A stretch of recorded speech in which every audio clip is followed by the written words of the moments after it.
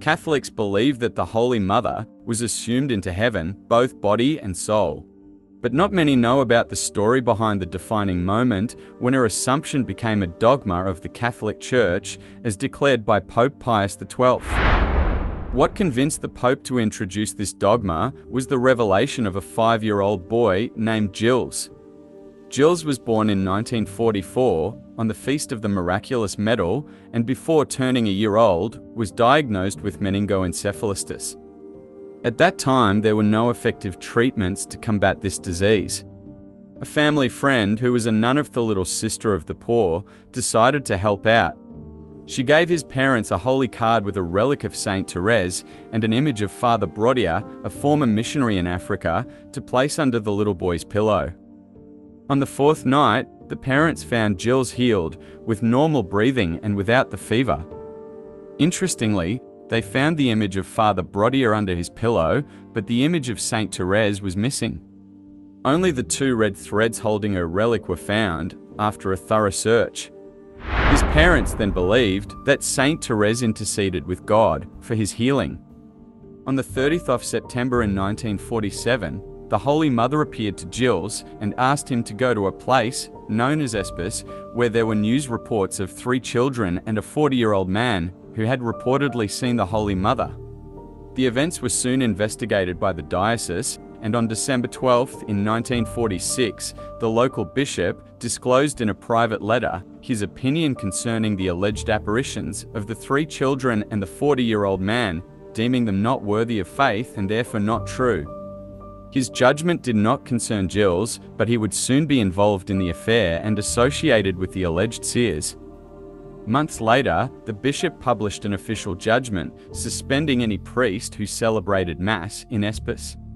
It was during this time that Gilles reported he was to observe the bishop's decision by the Holy Mother. Later, when Gilles' father went to Espes, he asked one of the visionaries to go with him to confirm the words of his son. So one of the girl visionaries went to their family home. The Holy Mother was seen by the visionary in the aspect of Our Lady of Lourdes in the garden of the family house. And when Gilles' father and his children arrived, Gilles was the only one that could see her. He said she was wearing a veil and saw 2 crosses in the sky. Then he went on to describe something terrible, a yellow smoke rising in the sky and the Holy Mother weeping. Gilles was also requested by the Holy Mother to visit Espes several times during this period. On the 13th of December in 1948, Gilles reported that the Holy Mother had confided to him a secret reserved for the Pope.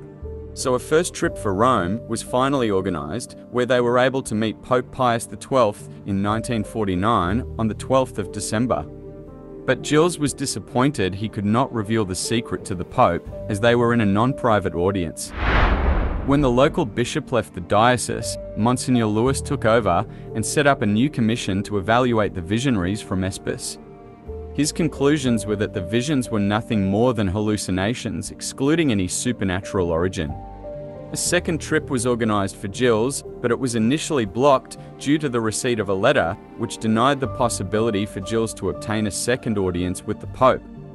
Essentially, he was guilty by association due to the visit that one of the visionaries had made to his home, as well as the multiple visits he made to Espes. The sentences by the local bishops against the 4 alleged visionaries were improperly extended to little Gilles.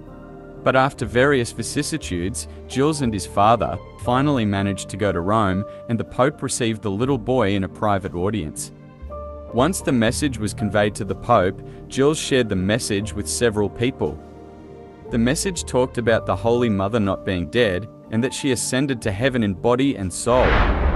After Gilles' private meeting with the Pope, articles appeared in various newspapers highlighting their meeting. According to various well-informed sources, the message conveyed was the sign that the Pope had requested and expected from God to confirm the proclamation of the dogma of the Assumption. Having obtained the required sign, the Pope proclaimed the dogma of the Assumption of the Blessed Virgin Mary on the 1st of November in 1950. From 1950 to 1958, Gilles declared that he was still visited at regular intervals by the Holy Mother. She appeared to him for the last time on August 15th in 1958, the feast of her Assumption. In 1960, Gilles fell ill without the doctors being able to diagnose the cause of his illness before passing away at the age of 15. Along with the scriptures, the Catholic Church holds on to tradition, which helps us to understand Scripture and to proclaim some of our most basic teachings. The doctrine of Mary's Assumption is based on what is called a theological conclusion because of other indirect references to it in the Scriptures. It has led the Church to conclude that because of her role as Mother of the Messiah, Mary would be preserved from original sin and its consequences. It would not be possible for Mary, whose womb carried the Son of God, to suffer the corruption of the body that all people experience after death,